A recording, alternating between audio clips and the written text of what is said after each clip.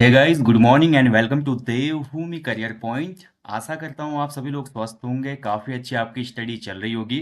तो फाइनली उत्तराखंड लोक सेवा आयोग ने अपर निजी सचिव भर्ती का विज्ञापन जारी कर दिया है। तो जो भी एलिजिबल कैंडिडेट हैं, बहुत अच्छा मौका है दोस्तों आपके पास। इस फॉर्म को आप लोग ज़रूर भरिएगा, क्योंकि इसका जो ग्रेड पे है, काफ़ी हैंडसम सैलरी आपको इसमें मिलने वाली है। लेवल 8 की ये जॉब है। आप पीसीएस के लेवल की जॉब के साथ इसको कंपेयर कर सकते हैं। तो देख सकते हैं नोटिफिकेशन पूरा आपके सामने है। विज्ञापन प्रकाशन हो चुका है इसका 18 जुलाई यानी कि आज।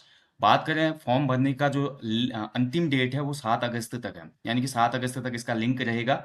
और 7 अगस्त तक ही आप इसका शुल्क जमा कर पाएंगे। ठीक है। बाकी इसमें संशोधन करने की अगर भूलवश आपसे कोई गलती हो जाती है फॉर्म भरने में, तो आप फॉर्म करेक्शन कर सकते हैं 12 अगस्त से 21 अगस्त के बीच में, जब करेक्शन लिंक इसका ओपन हो जाएगा। बाकी इसमें अन्य चीज़ें जो हैं, जो महत्वपूर्ण दिशा निर्देश होते हैं, जो अन्य फॉर्म में आता है वही इसमें आया है। 7 अगस्त तक आपके पास जितने भी एजुकेशनल क्राइटेरिया इसमें मांगा गया है वो कंप्लीट होना चाहिए। फॉर्म भरने की लास्ट डेट तक आपके सभी प्रमाण पत्र जो भी इसमें आप लगाएंगे वो वैलिड होने चाहिए। ठीक है। बाकी बात करते हैं सीधे इसमें जो आपका वैकेंसी है कितनी है और कहाँ पर है।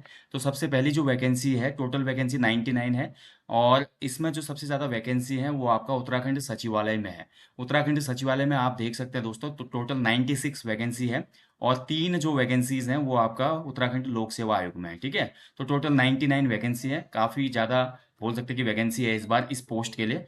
और इसमें सबसे मेन जो होता है ना आपका, वो आपका होता है आशु लिपि। आपको स्टेनो आनी चाहिए। ठीक है। और विभाग आपका देखिए, 2 विभागों में आपकी यहाँ पे नियुक्ति होगी अगर आपका सिलेक्शन होता है।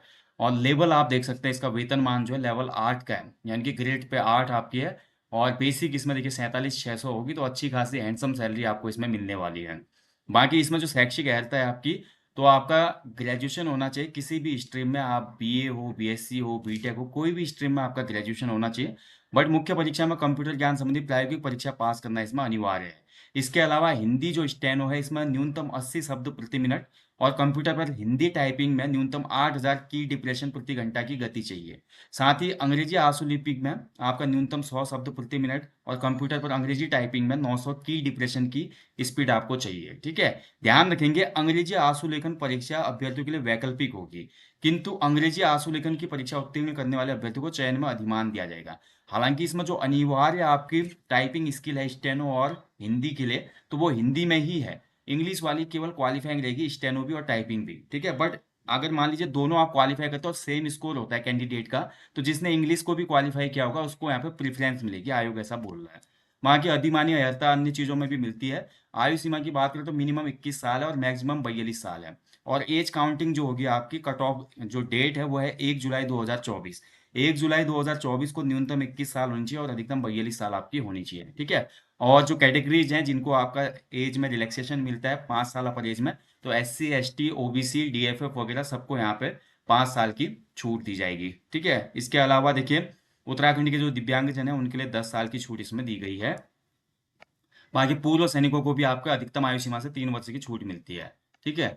बाकी देखिए, इसमें आपका ग्रुप सी की ये पोस्ट है, तो इसके लिए आपकी कुछ क्वालिफिकेशन यहाँ पे जरूरी होती है, कुछ यहाँ पे कंडीशन जरूरी होती हैं। तो हाई स्कूल या इंटर या तो आपका उत्तराखंड राज्य से होना चाहिए, पहली कंडीशन ये है, या तो आपने हाई स्कूल इंटर उत्तराखंड से की हो। ठीक है। और दूसरा देखिए, आपका जो उत्तराखंड के स्थायी निवासी हैं, तो वो भी इस फॉर्म को भर सकते हैं। ठीक है। अगर आपका हाई स्कूल इंटर बाहर से भी है और उत्तराखंड का स्थायी निवासी है, तो फिर भी आप भर सकते हैं। या उत्तराखंड का ऐसा व्यक्ति जिसका उत्तराखंड के सेवा योजन कार्यालय में रजिस्ट्रेशन है, तो वो भी इसको भर सकता है। ठीक है। ध्यान रखेंगे। दूसरा आपका ये अवश्य पंजीकृत तो इसमें दिया गया है, तो ये दूसरी कंडीशन है, ध्यान रखेंगे। बाकी देखिए, पूर्व सैनिकों के लिए, अगर पूर्व सैनिकों ने सोल्जर बोर्ड में अपना रजिस्ट्रेशन किया है, तो उनके लिए फिर एम्प्लॉयमेंट ऑफिस वाली कंडीशन लागू नहीं होगी।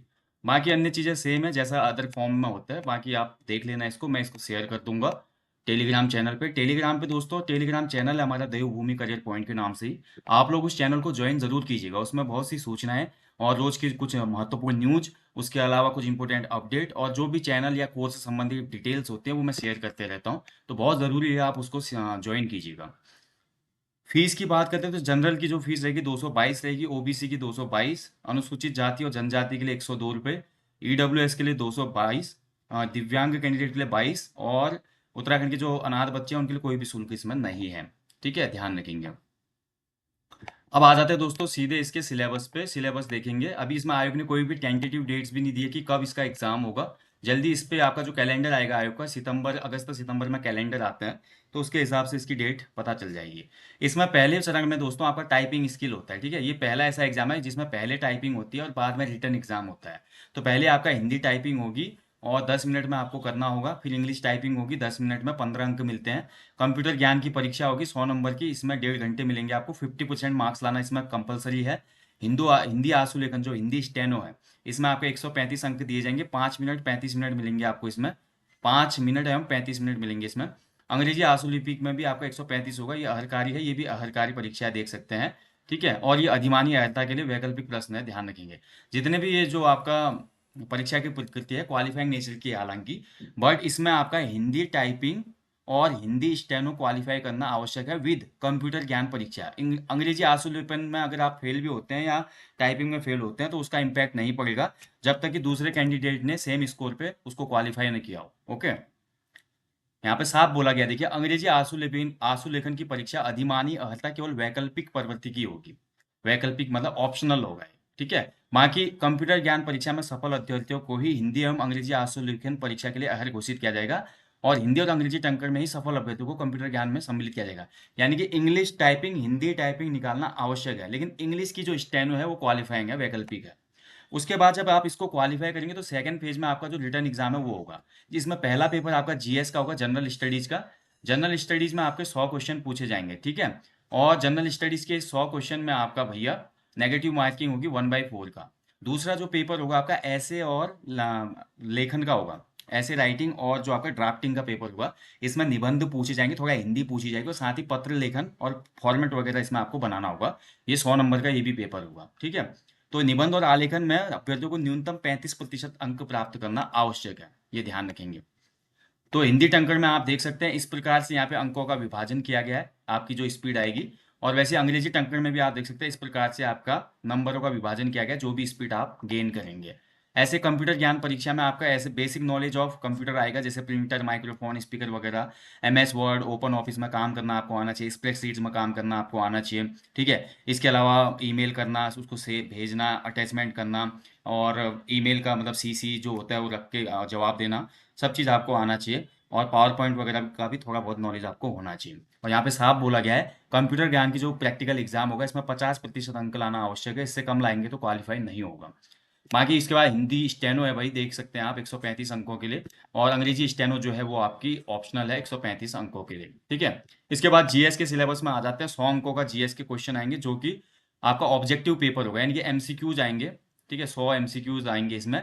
और 100 एमसीक्यूज में कहाँ कहाँ से क्वेश्चन बनेंगे आप देख सकते हैं। करंट अफेयर से बनेंगे, और जनरल साइंस से क्वेश्चन बनेंगे, इतिहास से क्वेश्चन बनेंगे, ज्योग्राफी से बनेंगे, कॉन्स्टिट्यूशन से बनेंगे, और इकोनॉमिक्स से क्वेश्चन बनेंगे। उत्तराखंड का जो हमारा ज्योग्राफी है वहाँ से क्वेश्चन बनेंगे, उत्तराखंड की सेंसस, उत्तराखंड का आर्ट एंड कल्चर, और उसके साथ भारत सरकार और उत्तराखंड की जो महत्वपूर्ण योजनाएं हैं।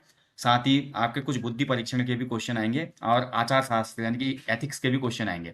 लेकिन सबसे अच्छी बात इसमें ये है कि 100 नंबर का जो जीएस का ये पेपर होगा, इसमें 40 क्वेश्चन जो होंगे, या 40% जो क्वेश्चन होंगे वो यूके जीके के होंगे, ठीक है। साहब यहाँ पे बोला गया आयोग ने, उत्तराखंडी संबंधी प्रश्नों के अंकों की संख्या वस्तुनिष्ठ प्रकार की सामान्य अध्ययन में से 40 से अधिक एवं कम नहीं होगी। कम भी नहीं होगी, अधिक भी नहीं होगी, यानी कि 40 आपके पूछे ही जाने हैं। तो एक अच्छा वेटेज होगा आपके पास उत्तराखंडी जीके का, ठीक है। उसके बाद निबंध आलेखन में आप देख सकते हैं एक आपका अपठित गद्यांश आएगा, और उसके साथ साथ उसका शीर्षक लिखना पड़ता है। अंग्रेजी से हिंदी में अनुवाद आएगा। संक्षेपण करना है आपने, देखिए ये आपका बहुत इंपॉर्टेंट है, आपको सारांश दिया जाएगा, उसको संक्षेपण करना है उसका। फिर कार्यालय के जो पत्र होते हैं, जिसमें शासकीय पत्र, अर्धशासकीय पत्र, कार्यालय का, आप ये सब वगैरह का आलेखन यानी कि ड्राफ्टिंग करनी होगी। बैठक की सूचना, एजेंडा, प्रेस नोट, टिप्पणी वगैरह की ड्राफ्टिंग। अनेक शब्दों के लिए एक शब्द आएगा 10 नंबर का। वाक्यों का शुद्धिकरण आएगा, अशुद्ध शुद्ध वाक्य 10 का। पर्यायवाची और विलोम शब्द आएंगे भाई 10 नंबर के। हिंदी विषय में एक निबंध आएगा, जिसमें उत्तराखंड में आपदा प्रबंधन, उत्तराखंड में रोजगार स्वरोजगार सृजन या भ्रष्टाचार रोकथाम, डिजिटल इंडिया, भारतीय संविधान, इस विषय पे इनमें से एक टॉपिक पे आपका कोई निबंध आएगा 25 नंबर का, ठीक है। ध्यान रखेंगे। प्रथम प्रश्न पत्र एवं द्वितीय में ऐसे प्रश्न होंगे जो स्नातक से अपेक्षित है, यानी कि थोड़ा लेवल ठीक ठाक रखा जाएगा। मान के चलो जैसा आपका अभी पीसीएस प्री का एग्जाम बना था, जीएस में वैसा ही पेपर बनेगा। और आरओ में जो आपका मेंस में सेकंड और थर्ड पेपर होता है ना, लेटर राइटिंग एंड ऐसे का, उसी लेवल का आपका ये जो पेपर बनेगा हिंदी वाला, वो भी बोला जा रहा है इसमें आयोग के द्वारा, ठीक है। निबंध और आलेखन में आपके कम से कम 35% नंबर लाना आवश्यक है। तो दोस्तों ये था complete information about Uttarakhand APS. तो एपीएस जो होता है दोस्तों, ये आपका सचिवालय में बैठता है, ठीक है। और जैसा कि नाम से पता है, इसका फुल फॉर्म है अपर निजी सचिव, जिसको बोला जाता है एडिशनल पर्सनल सेक्रेटरी, ठीक है। उसके बाद जब आपका नेक्स्ट प्रमोशन होगा तो निजी सचिव आप बन जाएंगे और लेवल 10 में चले जाएंगे। अगला जो प्रमोशन होगा आप सीधे लेवल 10 में जाएंगे। तो बहुत अच्छी अपॉर्चुनिटी है भाई। और लंबे समय तक और कम एज में कोई जॉब को पाता है तो बहुत बड़ी पोस्ट तक इसमें जा सकता है, ठीक है। बहुत अच्छे खासे इसमें आपको एकोमोडेशन मिलते हैं, बहुत अच्छे खासे आपको भत्ते वगैरह हैं, और आपके जो आप रेजिडेंशियल चाहिए आपको कई चीज़ें हैं इसमें, तो आपको सभी चीज़ें इसमें प्रोवाइड की जाएंगी। हालांकि मैं इतना बोलूंगा कि इसमें जो वर्क लोड होता है थोड़ा ज़्यादा होता है, ठीक है, स्टार्टिंग में। जब तक आप अपर निजी सचिव रहेंगे तब तक वर्क लोड थोड़ा इसमें रहता ही है, काम होता है भैया आपका। तो आप काम से ना घबराएं। बट जो आप करेंगे 2-4 साल 5 साल बाद 6 साल बाद आपका प्रमोशन आएगा तो फिर आपका थोड़ा काम कम हो जाता है। और धीरे धीरे आप जब तरक्की करेंगे इस पोस्ट में तो एक बहुत रिकॉग्नाइज पोस्ट पे आप पहुंचेंगे। तो अगर आप उत्तराखंड पीसीएस नहीं प्रिपेयर कर पा रहे तो इसका जो टाइपिंग स्किल वाले स्टूडेंट है वो पीसीएस बनने का सपना अपना पूरा कर सकते हैं इस पोस्ट के थ्रू। ओके। बाकी कोई भी डाउट क्वेरी हो उस पोस्ट से संबंधित तो आप कमेंट बॉक्स में कमेंट कर सकते हैं, या सीधे आप हमारे व्हाट्सअप नंबर पे मैसेज कर सकते हैं 9760040434 पे। ओके। तो ये है भैया आज की सूचना उत्तराखंड लोक सेवा आयोग एपीएस के बारे में। जल्दी ही देखिए यूपी ट्रिपल एससी और अन्य यूके पीसीएस के द्वारा अन्य भर्तियों के विज्ञापन भी जारी होंगे। आप लोग मेहनत करते रहें, ठीक है। बाकी देखिए एक इंपॉर्टेंट सूचना है, जो भी लोग पुलिस भर्ती का एग्जाम दे रहे हैं उनके लिए एप्लीकेशन स्टोर पे एक सेपरेट कोर्स मैंने डिजाइन किया है, जो कि उत्तराखंड पुलिस एसआई के लिए कंप्लीट हिंदी का कोर्स है with 15 full length practice sets, ठीक है। पूरा कंप्लीट हिंदी कोर्स है और 15 फुल लेंथ प्रैक्टिस सेट्स हैं। मात्र 599 में वो कोर्स आपको मिल जाएगा 6 मंथ के एक्सेस के साथ। साथ ही दोस्तों देखिए मानसून ऑफर के लिए मैंने क्या किया है, जितने भी एप्लीकेशन स्टोर पे बड़े कोर्स हैं, उत्तराखंड जीके का कॉम्बो कोर्स या सामान्य हिंदी का, इनके प्राइस रिड्यूस कर दिए गए हैं। और फाइनली 15 अगस्त को ये सभी कोर्सेज एप्लीकेशन स्टोर से डिसअपियर हो जाएंगे, यानी कि उसके बाद ये अनपब्लिश कर दिए जाएंगे और नए कोर्सेज फिर शुरू किए जाएंगे आपके लिए। कनिष्ठ सहायक के लिए बैच बनेगा और अन्य भर्तियों के लिए भी नए बैच बनेंगे, और फिर से एक नए सिरे से उत्तराखंड जीके सामान्य हिंदी और जीएस का कोर्स लॉन्च होने वाला है एप्लीकेशन स्टोर पे। और उससे तब तक आप लोग चाहते हैं कि आधे रेट में आपको हिंदी और उत्तराखंड का कोर्स मिल जाए तो आप लोग एप्लीकेशन स्टोर से ले सकते हैं, क्योंकि कंटेंट लगभग सेम रहेगा। कुछ चीजें हिंदी और उत्तराखंड के कोर्स में नई चीजें अपडेट होंगी। बाकी जीएस का तो कोर्स जो है रिफ्रेश ही रहेगा, क्योंकि अभी तक आज तक जीएस का कोर्स लॉन्च नहीं हुआ है। तो आप लोगों की तैयारी के लिए दोस्तों पूरा एफर्ट लगाया जाएगा यहाँ पे। और मेरा स्पेशली इस बार टारगेट है जो आपका कनिष्ठ सहायक 500 प्लस पोस्ट आने वाले यूके ट्रिपल एससी उसका बैच, साथ ही जो अन्य बड़ी भर्तियां आने वाली हैं जैसे कि लोअर पीसीएस है और आरओ नया वाला है, उसका आरंभिक बैच एक शुरू किया जाए। और उसमें एक लिमिटेड मात्रा में छात्रों को रखा जाएगा, ओपन बैच नहीं होगा। उसमें ऐड करने वाला मैं बैच बनाऊंगा जिसमें मैक्सिमम 100 स्टूडेंट को मैं ऐड करूंगा, उससे ज़्यादा स्टूडेंट को ऐड नहीं करना है। उन सभी का फीडबैक लिया जाएगा, उन सभी की मॉनिटरिंग की जाएगी, मेंटोरशिप यहाँ से दी जाएगी। साथ ही उन सभी के लिए प्रैक्टिस सेट्स मॉक टेस्ट, यानी कि एक बोल सकते हैं कि फैमिलियर माहौल बनाया जाएगा ताकि वो कुछ भी पूछ सकें और उसमें से मैक्सिमम सिलेक्शन हम ला सकें। तो इस प्रकार से अब नए कोर्स डिजाइन होंगे, पहले की तरह चीज़ें अब नहीं होंगी। बदलाव ज़रूरी है, स्मार्ट स्ट्रेटेजी और स्मार्ट यहाँ पे अप्रोच लानी पड़ेगी आने वाले एग्जाम्स के लिए। अन्यथा पुराने पैटर्न पे या पुरानी चीज़ों से आप तैयारी कर रहे हैं दोस्तों तो मुश्किल हो जाएगा सिलेक्शन लेना, ठीक है। बाकी कोई डाउट के लिए तो आप लोग पूछ सकते हैं। Thank you for watching. जय हिंद, जय देवभूमि।